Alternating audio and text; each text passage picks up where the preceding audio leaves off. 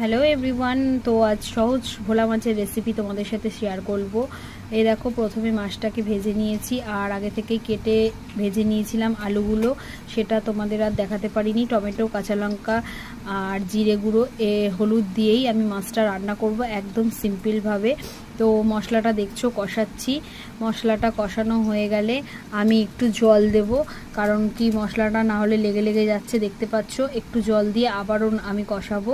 তো যত কষাবে টেস্টটা তত বাড়বে, আর একদম হালকা রান্না। তোমাদের যদি এটা খাও কোনো রকমই প্রবলেম হবে না। তো এই দেখো আমি জল দিয়ে দিয়েছি আর ঝোলটা ফুটতে ফুটতে ততক্ষণে আমি ধনেপাতাটা কেটে নিই।